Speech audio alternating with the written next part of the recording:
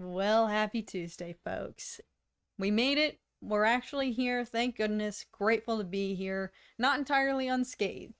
For those who might not know, the Star Wars Celebration panel reservations just went live at 4 p.m. Pacific. And the last hour was an absolute battle, bloodbath. Yep. Hunger Games in that queue. And as we can see, unfortunately, Charlie, my God, I'm so freaking sorry. Charlie said here, there needs to be something has to freaking change. Charlie said didn't get anything, waited for 2 hours. Yeah, comment section on that page are furious, I'm sure. And frankly, I don't condone, roasting or ripping apart of, the Star Wars comment section is always filled with furious people, regardless of whether it's Celebration or not, or if everyone's jaded because they got no tickets. But yeah, I'm glad people are voicing their disdain, because that was a travesty. That was a fiasco. The entirety of whatever this new operation is, which I can't even complain, because you're the only one here who is privy to the way things ran, the way it functioned prior to this. This was a new system of ticket distribution, reservations. It used to just be lottery system where you put down your preferences, your priorities for which panels you want to attend, and it would be luck of the draw. I guess, as you said, this is no different necessarily, because your luck of the draw falls where you are in the queue and it's completely randomized. So yeah, Charlie, I had the queue, I had it open for an hour, leading up to, just to try to see if I could, through the ether, secure an earlier spot in the queue, but they did disclaim it was totally randomized. So I guess that is the fairness element of it. You can't contend with, even if you join the queue 2 seconds after it goes live or 30 minutes after it goes live, it's completely randomized. So that is the lottery aspect. So if we're a bit jaded, all of this is to say, welcome to Dork Discourse, friends. Thank you so much for joining us. We were able to secure some tickets, but that was really actually kind of just a poorly handled system, in my honest opinion. But you said it perfectly. They intentionally book these in smaller venues that don't offer the most seating, and then oversell tickets. I'm sure this one is one of the smaller venues in terms of seating capacity. So yeah, probably. So yeah, Charlie, hear that that sucks. That sucks is what that is. That sucks. I'm so sorry, Charlie. It was rough. It took me 16 minutes to get in. Glad you got in, Daddy Josh. Well, yeah, we got in sporadically. The other odd thing is that they don't let you make reservations if you're traveling as a pack, or a duo, a couple. You can't reserve one for yourself or your partner or your significant other. So we got into all of the main stage, the celebration stage, on one ticket. So that means, not Ahsoka. Not Ahsoka, yes, but it didn't let you. We didn't have a choice. You can't be in both. So with the exception of Ahsoka, unfortunately, we were able to get into all of the celebration main stage, but only for one of us. So we're gonna have to rock, paper, scissors. We got one ticket to Mando, Grogu, Andor, Ahsoka, and Visions. So we're not going to be in any of the panels together, but at least between the two of us, we will have representation here in all of the panels. And one person can be vlogging on the outside. But Ahsoka is in one of the Galaxy stage or Twin Sun stage, so it's not the main celebration stage. True, only one of us got into Ahsoka, so we're gonna have to divvy this up somehow. Yeah, we're gonna have to divide and conquer. One ticket to see rule them all. Real bird church. But welcome. All right, rant aside, we are not going to spend the entirety of today's session. I feel like it's unfortunate timing that we keep having these streams immediately after. It wasn't unfortunate when we secured Hayden Christensen tickets. Now it's a little unfortunate, but it is what it is, and we're just grateful to be able to go regardless, and that we got something, anything, because it sold out within an hour. And it, for Pacific time, if you're going and you have a day job, it was only 4 p.m. here. Many people are not off of work by that point. Or God forbid you're driving and you're not able to operate and maneuver in the queue and whatnot. It's kind of just, I don't know, it could have been a lot worse. It was still hectic. It was still a travesty. I'm going to go read the comment section afterwards to get some catharsis. They're getting flamed. I'm sure. And hey, at least you're going. Exactly, Yep. Sean. It's going to be a once in a lifetime experience regardless, and we're not going to let this knock us down. And each of us is going to get to go to a main stage event. That alone is really exciting. Yeah. So, And there is way more to do than just go to these panels. yeah. So, like the panels, I mean, yeah, at least the last couple celebrations, like they've released trailers and stuff that have been only shown in the room, like in the panels. But they all leak online, not condoning the leaking here, but they all end up online and you can see a low res version of it. That's a fair point, And though. the news and the details about the trailers and the announcements, like everybody finds out about it. So it's not like, okay, yeah, even if you're not in the panel, even if you're not even going to Celebration weekend is still the Star Wars weekend of the year, regardless of if you're there or not, because everybody gets the news. Yeah, they don't And everyone will post eventually see those the trailers. full trailers. Well, not in full res quality, but Oh, not on the big the screen. news, you get the news of the trailer and what's going on. So yeah, like being in the room with the audience is obviously the icing on the top of the cake. Tom's having a mukbang, But- by the way. You've been waving Yes, around apologies, that one, apologies for me that eating one some chips here. potato chip like a conductor. But that is such a good point. I'm and starving. eventually, you know, all of the trailers get streamed at one point or another.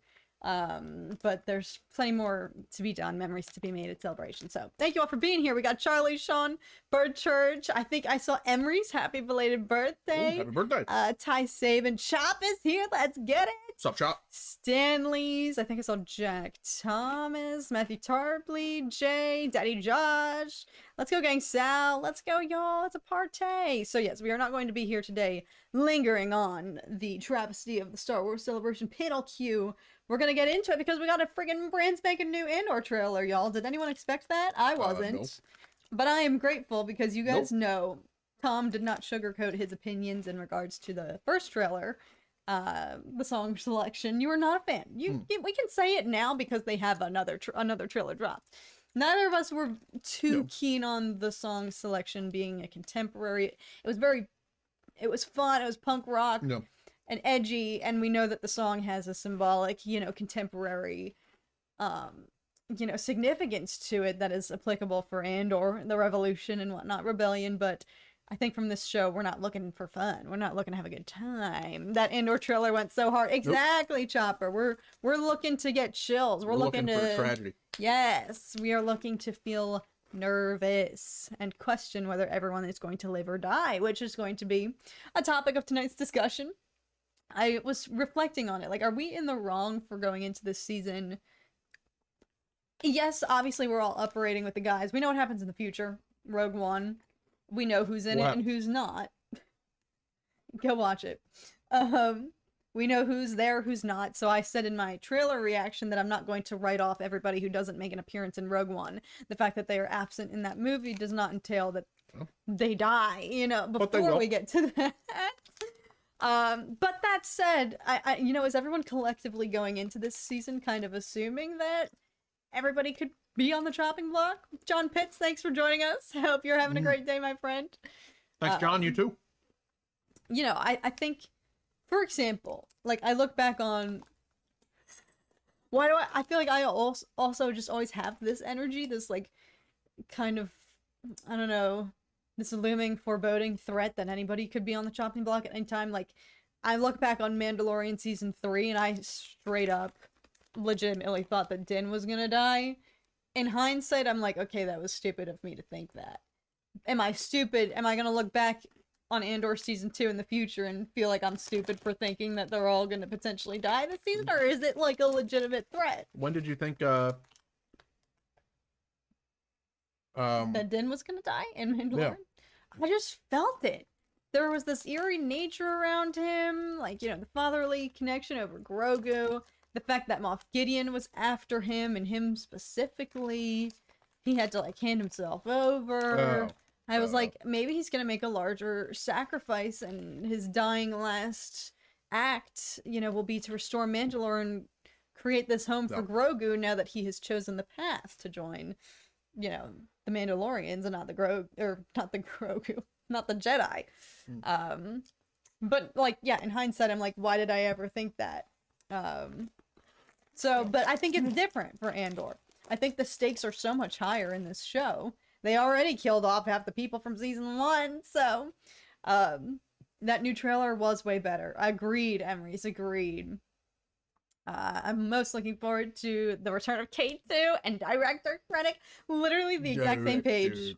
We have the exact same brain cells, Chopper, because that's exactly what I'm excited about as well. I'm curious to see the extent that Krennic is going to be in it. They keep showing him in the trailers, so I imagine his appearance maybe extends to at least 1 or 2 episodes, if not more. So we will see. Yeah, he's probably going to be in like the final arc. I'll be right back. Okay. Will Mads be in it? Fingers. Yes, Ty. Big question. I would love a Galen or so cameo, but I don't think there's any way. I think we get Krennic because, yes, he's allowed on the outside. I imagine Galen, all of his engineers, his entire team that are probably like pedal to the metal in crunch time right now, because this is going to go up to the doorstep of Rogue One, and by then they have the Death Star operational, the weapon and whatnot. They're doing test stages and whatnot, so I think they're going to be sequestered in crunch time, you know, in their laboratory, their factories and whatnot. I don't think they're going to let Galen see the outside world, so unless somehow the rebels, I don't know, I don't think there's any scenario in which we would see Galen on the outside. I don't think they let him be free. I think he's really like a prisoner in a sense, even though he went not necessarily willingly with Krennic. He gave him really no choice when he invaded his planet and killed his family. So, oh yes, quick jacket update, y'all. While I'm standing up, Speaking of celebration, quick advertisement break for the third jacket that has been created by the host artiste here. perhaps my favorite one, y'all. We got 'em all. I'm so We got freaking 'em. excited. Gonna freaking wear this in the presence of Sam Witwer, and I think this is what I'm gonna ask him to sign. Can y'all imagine? I'm gonna die. I'm going to cry. So, for those who don't know, Catherine here is making custom jackets. So far she's made this one. There's the You can see Anakin Revenge one. of the Sith Yeah, you can see Anakin peeking out in the corner. right there. And then there's an Ahsoka one. So I need to do at least one more for each of us to have 2. Right. So she's making custom jackets. Stay tuned. For those who are interested, it will be the ordering form will be live on CatherineLaSalle.com very, very soon. Whether that is So- before or after Celebration has yet to be determined, since I was unfortunately a little bit stalled. The work is stalled, as Krennic would say. Because the Ahsoka jacket took me freaking 7 days and I wasn't prepared for that. This Darth Maul one, y'all, I did it in a weekend. I did that in 2 days. I was like, I need to put pedal to the metal. And speaking of, I've been delaying on the vlogs for those. So stay tuned because I'm going to like spam upload all those. They're all edited and ready to go. Would there be a possibility of a chopper jacket perhaps? There's a possibility of whatever jacket you freaking would want, and it does not have to just be Star Wars related. So fear not, y'all. There Literally. is, the options are endless. There will be if you go to the website once it's live, which it's ready to go, it just needs to be published once Once we're Chief ready. CEO of Catherine LaSalle Industries gives the green light to publish it. You go there, you pick the custom jacket one, you pick your size, you fill out this whole form saying like, oh, what do you want on it, number of figures, if you want a background or not. You literally fill out this whole form, order it, it gets sent to her, and then she starts working on it. So And it we can go literally be whatever you could possibly want on a jacket. we go and source the jacket itself. So if you really had a burning desire, is there a way that they can write a note saying please do light blue, or if you had a burning desire for a darker denim or white denim or something like that, So yeah, stay tuned. Don't worry, we're gonna plug the crap out of that when it does go live. But for now, Sean, member for 17 months, master level. Thank you so much, my friend. 60K strong, yes. Grateful to be a part of Sure. this community on April 17th. I'll be getting tickets for Lindsay Sterling. Wish me luck. Venue is 20-ish minutes from my home. Can't wait for the jacket too. Oh my gosh, that's awesome, Sean. I do wish you freaking luck. Because somebody, I think it was Ty mentioning earlier, yeah, the fiasco we just had now, that's what it feels like Hunger Games to get concert tickets anymore these days, y'all. So my fingers are crossed for you. Manifesting it, you've got this. And being only 20 minutes away is very clutch. Yeah, that's awesome. That's very exciting. That is awesome. So yes, speaking of Rogue One, Krennic, I think another big thing I wanted to hear you guys' opinions on, which I think people have already been discussing in my comment section. The main event of the trailer. Well, Miss Dedra getting a loss of air. This is we can debate because I think tight feeling around her neck. We are in different camps here, so I think I'm in a different camp than everybody. How so? I haven't seen anyone in any forum on planet Earth in the same camp that I'm in. Oh, I know what you're gonna say. Not one person that I've seen is in the same camp that I'm in. Everyone's either on... Don't leave them hanging! Everyone's either on the side of, oh, it's a panic attack. That's where I stand. Because there's no way that it can be Vader. And then there's the other side that says, no way that's a panic attack. That has to be Vader. However, I think that Lucasfilm got exactly what they want, which is two really strong-sided theories that split the fan base. And then there's something completely different that happens. That is arguably more appropriate for the show, given what the show's been so far. And incredibly, incredibly awesome and new and satisfying. Jesus, could you draw it out any longer? And that is, no, she's not having a panic attack. She is absolutely getting the life force choked out of her, and she will die. She will die in that moment, in that room. But it's not Vader. No, it's not Vader. It's not Vader. It's not Vader. Vader is nowhere near there. He has nothing to do with the ISB. You know who does have everything to do with the ISB? And you know who we know has been talking to the leaders of the ISB in Andor Season 1? And you know who's going to roll up there and punish Dedra himself for her insolence? Sheev Palpatine. Finally. He's going to walk in that room, force choke her himself. He can't leave her alive because then she is aware of his force sensitivity. He's going to roll in there, force choke her himself. And then she's going to die. And then he's going to walk out of the room. And then he's going to say something along the lines of, oh, she tried to attack me. I played self-defense. Whatever. John Cena. Yep. You freaking built that up so long. John Cena. It is. Could be John Cena. It's Sheev Palpatine. Force chokes her. Then he rips his mask off. Do, do, do, do, do, do, do, do. John Cena. Well, that took freaking... Just for reference, y'all, whenever Tom tells a story in real life as well, that's exactly how it goes. I'm building up the drama. Are the king I'm building up of the drama. anticipation. See, everybody loves it. They're going crazy. Well, She's going I crazy. am in the same camp. I agree with Stanley's. I think she's... To me, that looks like somebody having a panic attack. Somebody trying to loosen their collar that is unfortunately high, like they rock them in the ISB, because she can't breathe.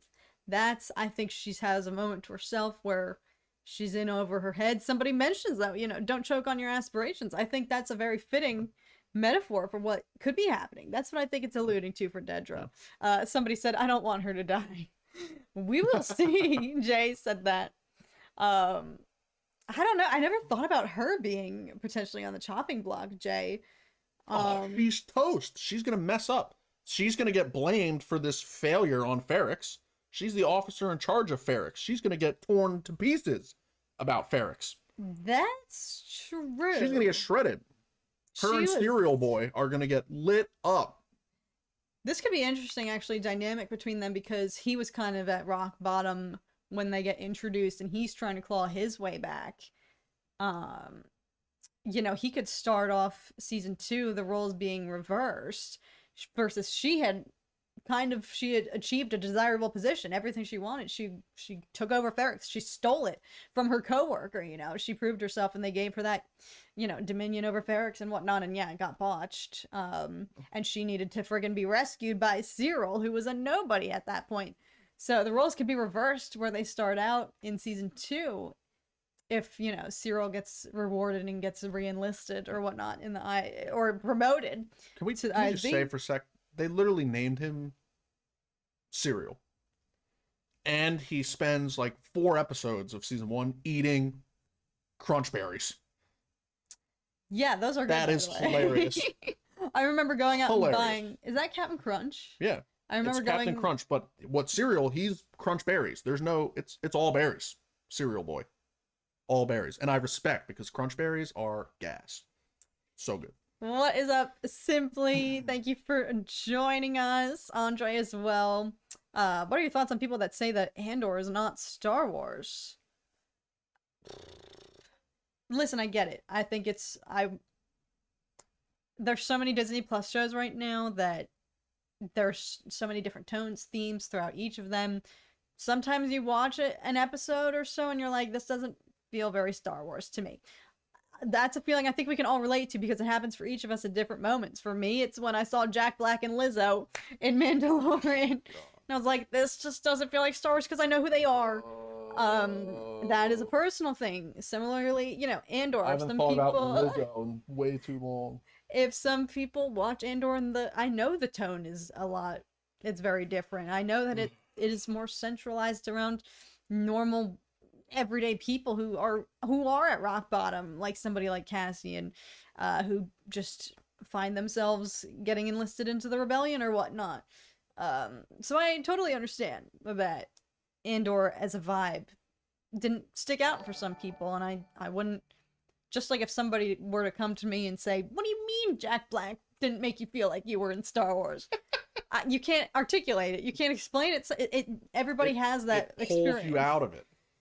And for some people, I know that's the case with Andor. Some people are very pulled out of the Star Wars of it all, because it is it's about the mundane. It's about normal people. It doesn't have that magic, the Force, all the mystical things about Star Wars. Just you wait for season 2. Oh, we'll see. We'll see the master of the dark side wielding the Force. Against Miss Dedra. Oh god. Jerry, member for 33 months, master level. Thank you so much, my friend. Sorry if this is off topic. Do not be sorry. I have a picture of me and my grandson on my Harley. Oh my gosh, which is my favorite picture of me and him. How, if I were to send it to you, I would like a drawing of this. Oh wow. That's my gosh. Oh, well, I'm honored that you would consider me for that, Jerry. Feel free actually to send me a submission form on my website, CatherineLaSalle.com, because I think you commissions can attach pictures to that, right? So Yep. if you wanted like just that photo, you could send it on there. So feel free. I am going to be backed up for the month of April and potentially May, y'all. So I have some commissions that I've been overdue on that I'm going to wrap up prior to that, but maybe by summertime, my commissions can kind of reopen. We'll see what happens. But thank you for considering me. Yeah. But yes, feel free. My website, that is a new feature that Tom very kindly added. Oh no. Who'd you just murder over there? Krennic of all people. Murdering Krennic? Tom, with his coding capabilities, was able to add a photo feature, so you can submit if you have a reference image or something. I know I'm behind because Charlie reached out a long time ago about a similar commission, so I probably summertime will open it back up a little bit. Simply says, it is Star Wars in my opinion, but definitely parts don't feel like the newer Star Wars hasn't felt like Star Wars as much recently. But yeah, that is totally fair. Yeah, I think Andor, we'll see what happens this second time around. I feel like maybe the people who didn't enjoy season 1 and didn't click with it just might not watch. That's wishful thinking because everybody just hate watchers anymore. So we'll see. But, I think if it clicked for you, great. If it didn't, I think people just might not watch this time around. But I think this second season will feel more like Star Wars because now we're really in the rebellion. I think it's really going to be Empire versus Rebellion right at this point. Yep. Because gloves are off on both sides. You know, season 1, it was a very fledgling efforts. We saw like the small scale, like just boots on the ground, everybody in the Aldani mission, you know, like these new strange faces, nobody knew their name. And that's the whole moral of Andor. All these characters, all these people who die for the rebellion that end up nameless, forgotten, you know, they're not necessarily remembered by history because they were on these secret missions where the agreement was they were willing to risk their lives and knew there was a very good chance. That's why the stakes are so, I'm getting freaking chills just thinking about Aldani, because you know that everybody who was there was willing and prepared to like lose their life at any moment, and that's the severity they were dealing with, which is why they were so freaking just skeptical and, you know, inquisitive towards Cassian and really pressuring him to see if he was on the same wavelength. And at first, I don't know if Cassian was in the same boat at first when he got recruited to Aldani, but I think season 2 we're gonna see a completely different version of him. If you don't want to watch something, just don't watch. Amen, Charlie. Yeah. Oh, you can attest to Chopper's comment here. Great question, Do we Chop. think Luthen will sacrifice himself? Great question. I don't know why you said that I Because you're have to attest here. banking on that. But did I say that? Oh my god, you're like, if there's 100% chance of anything happening, it's Luthen dying. Oh yeah, I you mean said that. he's for sure cooked. But the sacrifice himself piece is very intriguing. And I think that would certainly make sense. I think the scenario for which he does do that is probably going to be like the main event of the entire show leading into Rogue One, would be my guess. Because if the main rebel cell conjoiner at this point, which is Luthen, is not in Rogue One, but we know Saw is, it does lead to pretty much insinuating that Luthen will go in and have a super sacrificial moment of some kind. What that is, who knows? Who knows? He did say, yes, everybody's quoting, he burns his life for a future he knows he'll never see. Yeah, I mean, that was certainly foreshadowing. He knows it. For Luthen, he's well aware, like we were saying, that he's going to be this nameless face in the rebellion that did everything he could, gave everything he possibly could, down to his last breath, for a future that he's not going to ever benefit from.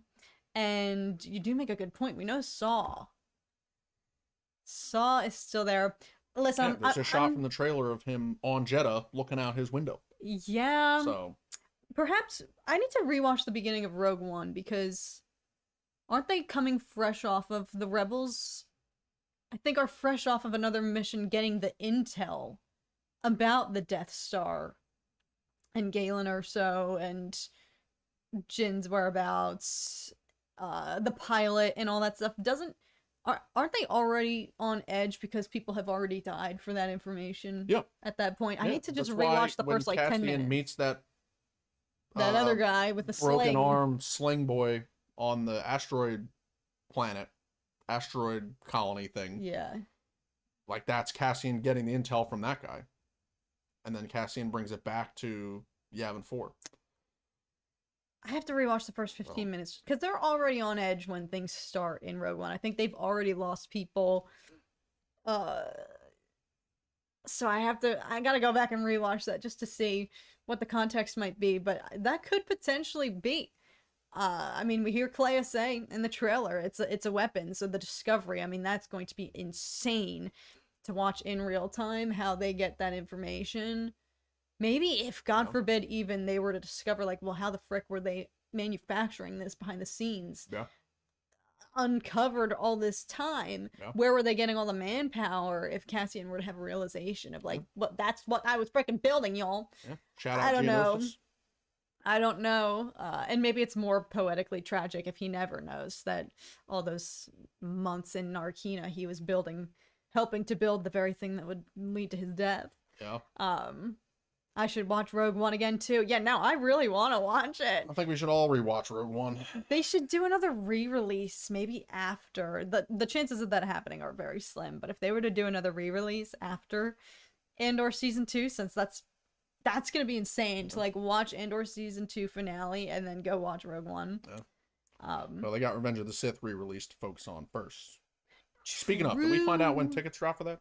I'm gonna look that up. Anybody know? Yeah, anybody got eyes or ears on? I'm looking that up right now. I think I would see it probably exploding on Twitter if tickets were to go on sale. But talk about another frigging Hunger Games bloodbath fight to the death. I almost just went to Ticketmaster. That's gonna be equally insane trying to secure those tickets. Thank goodness though that's not a one-time thing. That's gonna be a week's worth, hopefully. Emery says, I'm expecting a lot of people to die because they don't have a major victory against the Empire until Rogue One. That's a really good point, Emery. Shoot, yeah. Yeah. Rogue One, like, is their last ditch effort, I feel like, securing the plans to do something. And they're already clearly so weakened, like, they're getting ready to disband.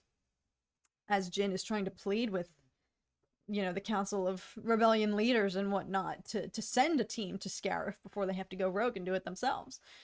So they're literally, like, they're at the end. They're at wit's end, at their breaking point before they go and actually send out the plans and whatnot. Yep. And we know what happens from there.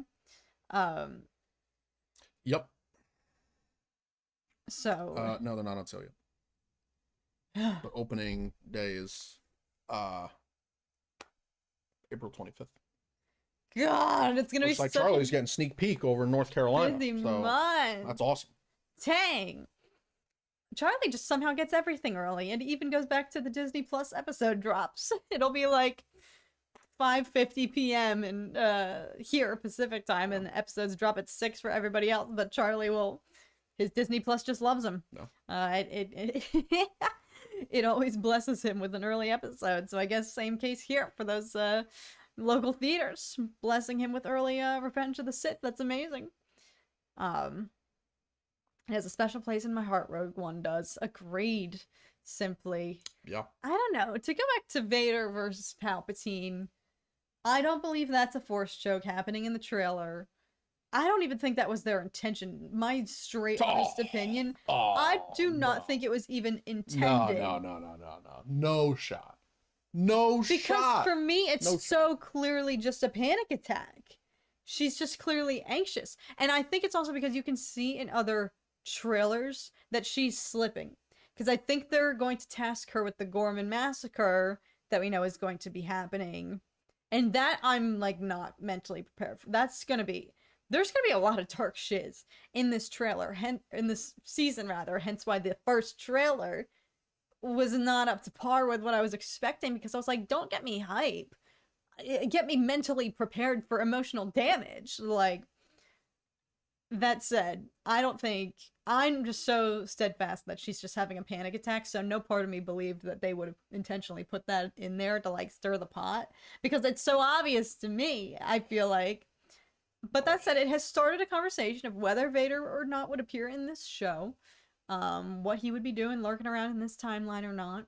Granted, gloves are off on both sides, so I think we are going to be seeing more power players. Somebody mentioned Tarkin. We'll see.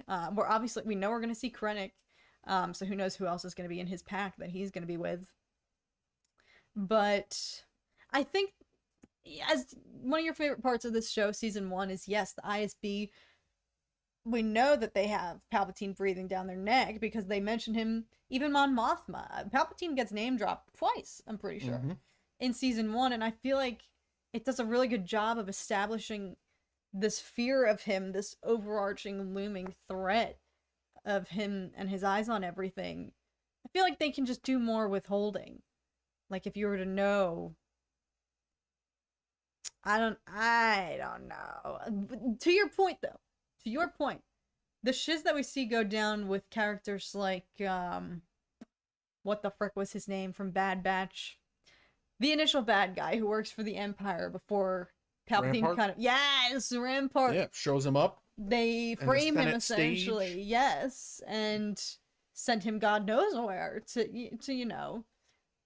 We think know he goes where. to a 'Cause he's labor sent to the prison. prison, and then Yeah. Bad Batch goes and gets him out. Yes, but before that, you don't know. It's like, oh dear God, what does the Empire do with their freaking failed? They don't just let him back out into the world and say you're fired.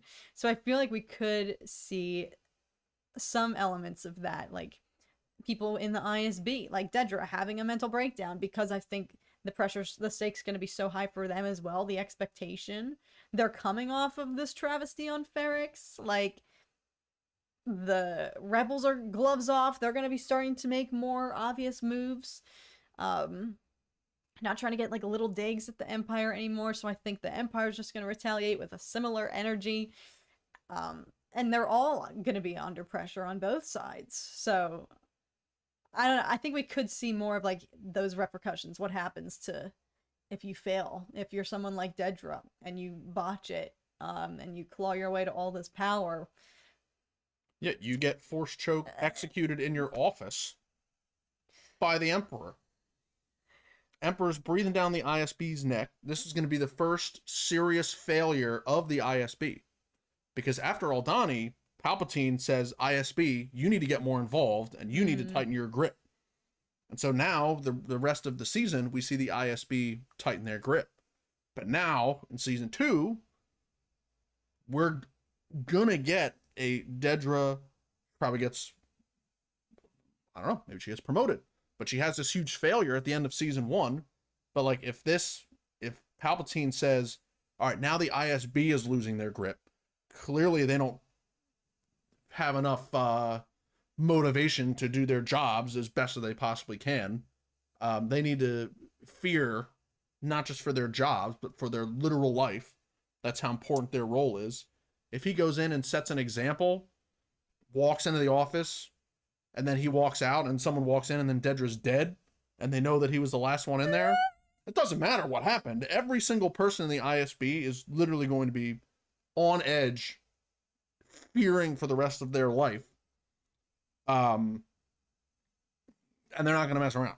So it could be, oh yeah, why is Palpatine going to deal with a random ISB officer? If this officer fails to the point, and it's the first serious failure of the ISB with their new level of power and importance in the Imperial enforcer structure, what better way to set an example than for the Emperor to walk in there himself and punish someone for their failure?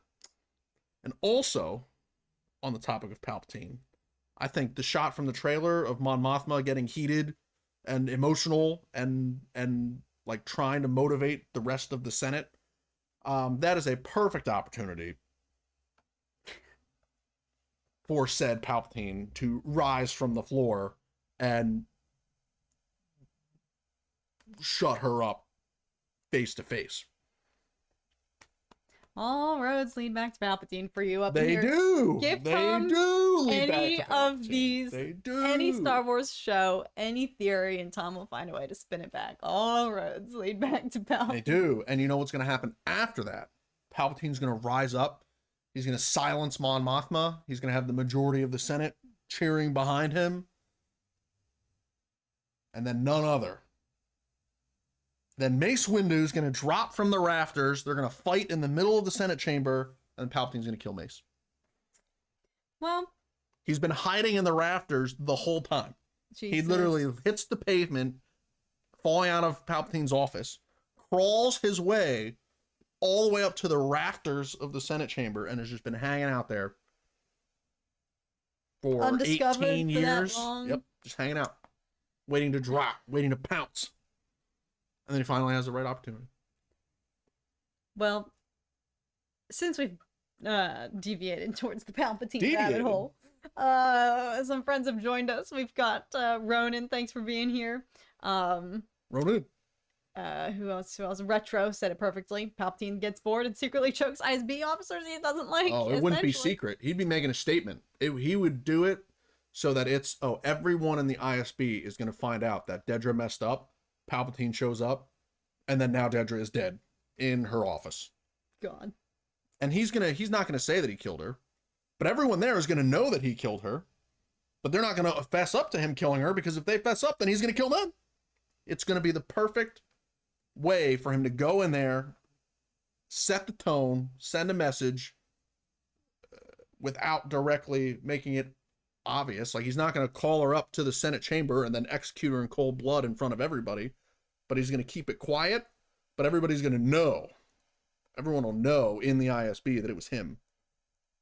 And then they are going to be completely, fully fearful and locked in. Well, this inspires our poll for this evening, folks. You may fire when ready. Is Palpy showing up in Andor Season 2? I didn't think that was going to be our prediction for this evening, but of course, knowing Tom, I should have anticipated a little bit of that. I want to address, I think Jack Thomas has asked a couple of times, what are our favorite moments of Star Wars?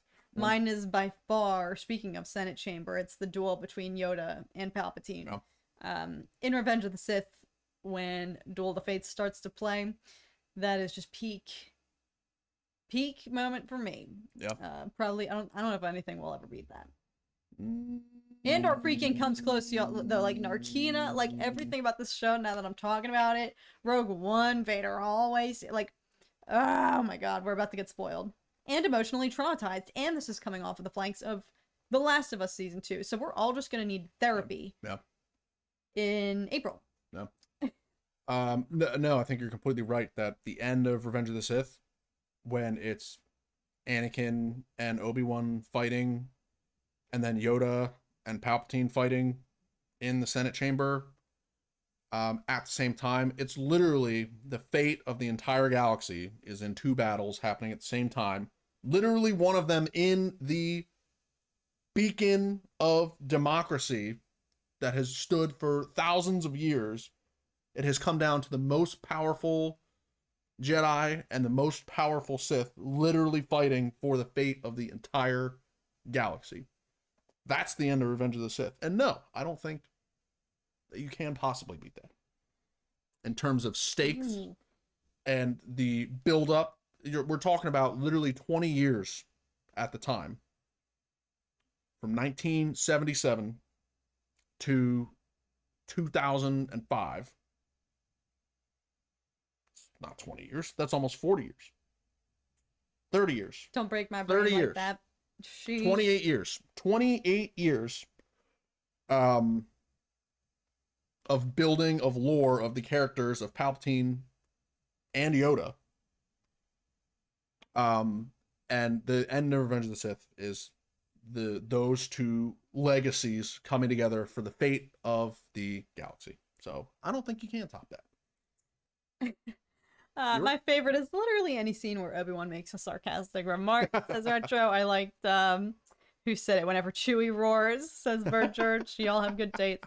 Chopper makes a really good point that I keep freaking forgetting. I think I've gotten too hung up on the 3-episode release schedule, 3 per week. So you get each arc in its entirety. I've been getting too distracted by that I keep forgetting your point, the time jumps, because each 3-episode arc, there's a year between all of them, right? Mm-hmm. So this is not going to be as linear as season 1. Nope. And I have forgotten about that, actually, until you literally just said something, Yep. Chop. And now I'm a little, you're right, it is going to be interesting to see how is that going to, I don't know if it's going to have an impact on the flow, because season 1, it is just one thing rolls right into the other. It happens within the span of... It's going to be better. One movie, second movie, third movie, fourth movie. And that's why they're releasing it that way. It's literally like, this is the first movie of Andor Season 2, then the second movie of Andor Season 2, then the third and the fourth. And at least there's it's a time not, jump in between. you know, I think time jumps, when I hear that, I have like flashbacks to House of the Dragon. Season 1 in particular, mainly, because those time jumps for me felt, in hindsight, it's like disjointed, the momentum, and then you got to get reacquainted with the characters when they're like a decade older, versus this at least is limited to, I think it's just 1 year, between events and whatnot. So it's nothing that major. Frankly, that's how long was Cassian in Narkina for? He was there for a long time. A few months, I think. I can't do math. Because I think it jumps at one point to like 30 days later or something. Oh, you're right. So it wasn't as long as I thought it was. But yeah, a year's worth of time difference, I don't think will do much. But it will just be curious. I'm curious about what the decision is. It covers 4 years worth of time total. Because it's going to be 4 main events leading up to Rogue One. Yeah, I guess so. No more. We don't need to flesh out individual characters and motivations as much versus, okay, long enough to grow a beard, says Charlie. Put them to the pedal to the metal and throw them in increasingly high stakes situations over the span of 4 years. Ty says it perfectly. House of the Dragon was jarring. That's a good word for it, because you just have to get like reacquainted with everybody. In hindsight, I prefer the flow of season 2. Not the events of season 2, but at least the flow of it. But that's a good point, because they're going to have to regroup probably. You make a good point. Each arc is probably going to encompass a significant blow from the rebellion as they get more and more, their audacity grows with each stand that they make. And so they probably have to regroup a bit, I guess, after each. It's kind of like 1 step forward, 2 steps back, I imagine. They're going to have a lot of funerals. Stop. They don't even have time for funerals in this show. Freaking Aldani, they'd have to just leave everybody behind. I'm here for the Andor saga, says Oscar. Frick, yes. Welcome, Oscar. Frick, yes. That is what it's going to be now that they're releasing. And Tony Gilroy said that himself. Did you catch that in the live stream? He said each film. Huh? Like, that's how he has approached it. Like, each episodic block is a film's worth of content, of arc. Best news, says Swagger like us. Exactly. Tony Gilroy and the same amazing writers from season 1. No worries. Frick, yes. I love your energy, Swagger. Yes, that is like the best news possible, that it's getting a continued story. Now, one thing I totally forgot about was that there was the writer's strike in the midst of, while they were filming, in the middle of their production. So I'm hoping that for season 2? Yeah. So I'm hoping that didn't do anything necessarily to, I highly doubt that will have any residual effect on the outcome of the show, but I totally had forgotten about that until we were watching that live stream. That was so awesome to hear just more of the cast and from Tony. Yeah, if you guys haven't seen it, and you go to Star Wars YouTube page, there's like a full hour-long live stream with Tony Gilroy, and Bix shows up, Mon Mothma shows up, Melshi shows up. And they're literally just talking through Andor season 1 and what they're excited about for season 2. So definitely a good watch. There's a lot of good moments in that episode. Strike only delayed the release date, says Oscar. Oh, fair point. So hopefully that is the only impact that it had. Listen, literally, there's strikes or not within the middle of production. It's going to take a lot for them. They would have to severely botch this second season for me to lose my expectations for this show. So I have, if anything, I'm expecting way more from season 2. I don't know. Who's surviving, y'all?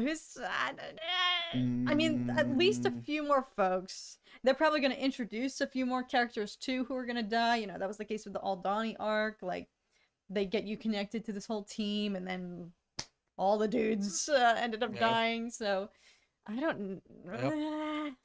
But everybody's shockingly in agreement. 67% think that there is a good chance of Palpy showing up in Andor. So I think you've poisoned all their minds. You've twisted their minds. No, we are all on the same page, where we're following the evidence, and the evidence of season 1 clearly has Palpatine showing up in season 1. Does he end up choking Dedra? I think it would make sense. Does he end up addressing the Senate? I think that would make more sense, and I think the likelihood of him showing up in the Senate chamber is probably higher than him force choking Dedra, but think if you follow the tracks, if you follow the trail that they laid out in season 1, I think it's a logical conclusion to come to that Ooh. both of those things can happen. Andre, really good prediction. Bail Organa needs to appear.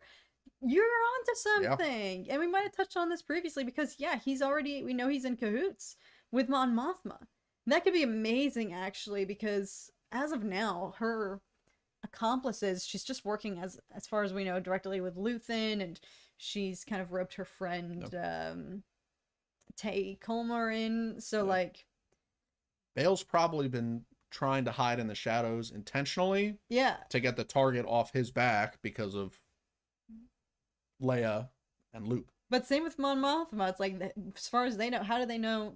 Everyone has their own public facade. Yep. And what they're doing in the shadows behind the scenes, they, make sure to conceal and cover it up. So I feel like it could be like a chance, not chance meeting necessarily, but like a chance discovery between the two of them. Like, who's going to initiate first, that it's like, hey, we're on the same side. Well, we know he does get his foot in the door come Rogue One. Because he's literally in Rogue One. On Yavin 4. So. And I'm curious, somebody fact check my timeline here. At this point, would Ahsoka be Fulcrum I think she's Fulcrum at that time. Yeah, because Rebels is like 5 years. Yes. Before... I think Rebels starts like right around Andor season 1.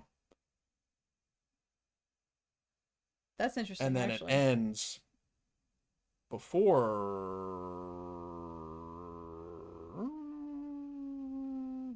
Rogue One. Before New Hope is when Rebels ends.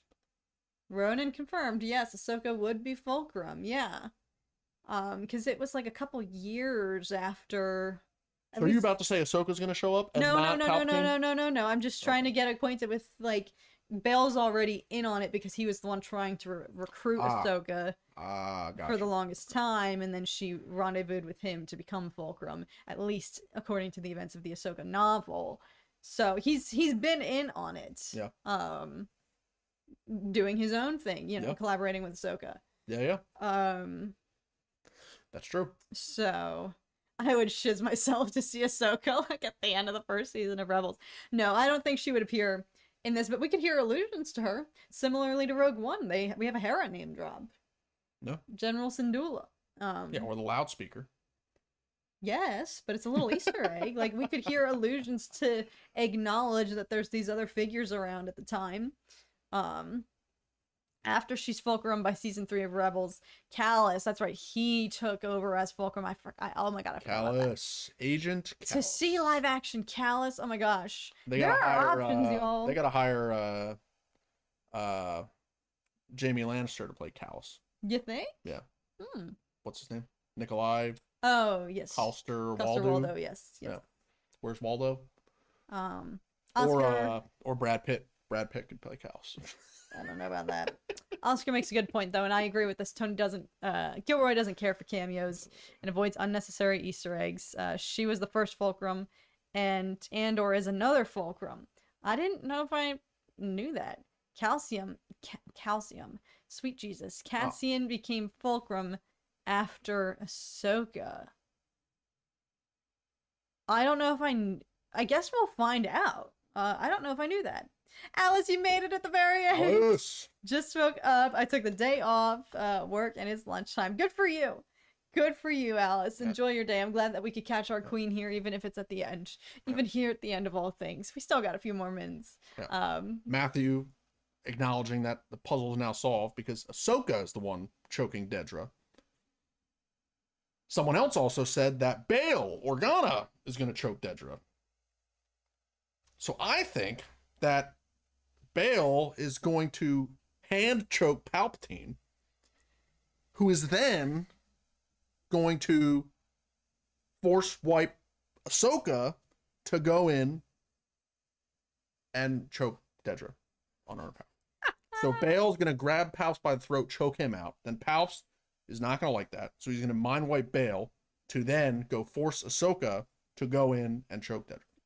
Bail wouldn't get mind wiped because we see him perfectly fine in Rogue One. Yeah, he's undercover. Oh God, I always forget that we Obviously, see him in he's Rogue undercover. One, and that's like hours before his death. Yeah. Oh my God. He literally says, "Oh, I'll go send for her," Bye. and then he goes back to Alderaan and gets vaporized. Rip. It was great hanging out with you both. Thank you, Chopper. You've been here the whole time. Thank you so Yes. much for gracing Have a us good one, with your Chop. presence. Always puts a smile on my face. Time to get ready. Oh my gosh, to be wounded by Daredevil tonight. It sounds like you Daredevil fans as well are just coming off of emotional damage from that show, and it's going to segue just right into April and pick up where it leaves off with Last of Us and Andor. So I hope y'all are okay. But it's inspiring me to get into the show. So Everyone will take a turn choking Dedra. why not the Ewoks? Jesus. Leia, the Ewoks, Serial. Oh, Serial's totally gonna choke her. But Serial has different motivations to choke her. Serial's choke is gonna be a playful choke.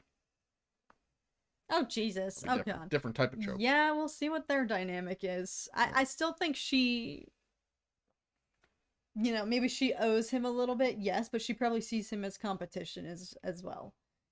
Especially Maybe. coming off of she had to be the one to be saved.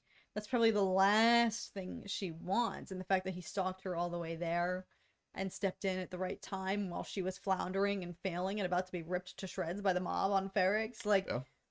yes, she probably feels indebted to him, but is probably threatened by that as well, because she is not the type to need to be a damsel in distress. That's probably like her worst freaking nightmare, to have to rely on some man her whole career. That's the one thing you're kind of rooting for Dedra, at least myself. Yeah, is she crazed? Is she responsible for god-awful, terrible torture of Bix? Like, yes. But She's a menace. yes, I just love the villains in this show. She's a menace. I don't know what it is about me, because it's the same with these dang books I've been reading too. Red Rising, y'all. If y'all are in, get freaking ready, y'all, because I'm about to drop a frick ton of Red Rising content on this channel, because it has taken over my life. But it's the same with that too. All the villains are my favorite characters, but it's because they're the same as they are in Andor. You see them not just their villainous sides, but their vulnerable sides. You see that Dedra is the only one of maybe 2 women in the room at her ISB meetings, and that all the men are coming for her throat and trying to just knock her down a few more steps on the ladder. It's just the one guy. The lead ISP guy has her support. It's not a ganging up on Dedra. It's her versus the one dude, and then she overtakes that guy. Yes. This ISP person. But lead guy from Game of Thrones, Maester guy. But then now she has this huge failure. Well, yeah, And it's she's like, gonna get choked out you're by rooting for Bail, her. Mace Windu, Ahsoka, Mon Mothma, Leia. all I'm saying is, not that you're inclined to root for her, but they show that she's clearly a woman in a male-dominated field trying to prove herself, trying to make a name for herself. Everybody's waiting in the wings telling her, watch your back.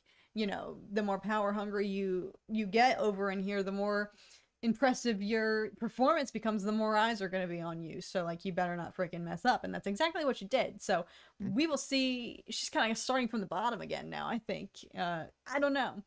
In season 2. Herself. I mean, the shot, it looks like she's choking herself. That's what happened. She has a panic attack because Bail, Leia, Ahsoka, Mace Windu, Mon Mothma, Palpatine all show up to her office to choke her. And she has a panic attack and ends up choking herself. They compete for it. So it's literally going to be that shot from the trailer, and then it's going to pan, looking the other way, and it's going to be all those people standing in her doorway, and she's going to just have a complete panic attack. And she chokes herself. God. So Well, we shall There we see. have it. There we have it. Tony Gilroy, apologies for spoiling your show. Apologies for the way that we have derailed from what is actually happening, and that she's just having a mental breakdown, y'all. That's what I love about the Bail villain in Organa this has show. some huge hands. I would have a mental breakdown too. And Serial. We forgot about Serial. Yeah, Serial's going to show up. Bill is like 6'5". He's going to have a little smirk on his face. How tall? Google that. How tall is Jimmy Smits? He's got to be How at tall is Jimmy least. Smits? He's probably 7'3". No. I think he was a center for the Final Lakers. fact of the night, y'all. How tall is Bail Organa? Bail Organa. Wait, height. he played for the... No, you're joking. Jesus Christ, I No, believe that. Jimmy Smits does not play I in the believe NBA. that. He did not. You gotta look up Jimmy Smits' All right, height. Why am I looking up Bail Organa? Smits. 6'3". Okay. Dude is a unit. What's his weight? Is he a linebacker? He could be The Smith. Rock. Do they have like weight stats on actors? No shot. It's not like More so for women, probably, frankly, in this sick, twisted world. but he's 6'3". Catherine refuses to board the choking train. Yeah, 6'3". listen, I'll be the first one here. I'll go live immediately. If I'm proven wrong, I'll come up and apologize. Jesus, somebody put Turbolax in Dedra's drink. Listen, moral of this is I think everybody's out to get her and sabotage her. So, Ooh, Bird Church, I like that idea. Serial doesn't choke her, but they have a nice date, and he gives her some of his crunch berries and poison crunch berries, and that's what she's choking on. It could be anything. I like that. They emphasize the cereal so much in season 1. It's gotta come full circle. It's He's gotta be like, significance. well, I'll take you on a date. We can go to my mom's apartment. My apartment. Go to my mom's apartment. I'll make you a nice dinner. Poison crunch berries. Listen, there probably she goes back to the office. There probably is going to be betrayal in this season. Who knows? Who knows? That would be something. We'll find out, y'all. But that would be something. This took in typical fashion, a very dork discourse turn. And she cuts the roof of her mouth. Those crunch berries will get you. You eat crunch berries, You'll it feels like bleed. you're getting poisoned on the roof of your mouth. You'll It literally bleed. shreds the roof of your mouth. So that's a fantastic point. The poison will, that's his strategy. He knows. He's like, crunch berries literally shred the roof of your mouth. If it's crunch berries laced with poison, the floodgates are open for that poison to get in the bloodstream real quick. It could be any. Listen, y'all heard it here first. If that's the case, fortune telling in our future, I guess. But all that said, thank you guys for joining this very dork discoursian rabbit hole into theories that all roads lead back to Palpatine or Dedra getting choked out by the crunch berries that are just severing her gums. Yes. Gosh, I really want freaking crunch berries. I had never had them until I went out and bought some and tried them during season 1, and I was like, dang. I mean, Captain Crunch on its own is great. Good. Crunch berries. Good. Oh, I mean, brilliant. Pure brilliance. Go get yourself some crunch berries, folks. Yes. Pre-game Yes, starts that's now. what we should do for the Dork Discourse. The night of Andor premiere, we'll have a bowl of crunch berries. Everybody watching, we can all pre-game Andor coming out with bowls of crunch berries through the ether. That'll be perfect because we're going to be jet lagged from Celebration. So evening here is like morning there. So we're going to be in the mood for breakfast. It's going to be great, guys. Game plan. Everybody, you have until April 22nd to rally. Invest in your crunch berries. This is serious. This is your assignment. Everybody assume your battle stations. That means get the roof of your mouth ready. And we are going to have a crunchberry mukbang together to ring in the premiere of Andor Season 2. So you have until next month. Get your affairs in order, folks. Yes. Until then, Yes. we'll see you many more times before then. Stay tuned, y'all. I gotta post my freaking art vlogs, my painting processes for my jackets in the lead up to Celebration as we get our affairs in order for that. So stay tuned. Who knows? Maybe I'll make a what I'm packing for Star Wars Celebration. Show you guys the fits. Yes. The full looks, the aesthetic, what we're going for in That'll be case good. anyone cares. Yeah. Fashion vlog for Celebration. For the 3 girl subscribers that we have here, that's for you guys. Or fashionable men. Everybody can appreciate fashion.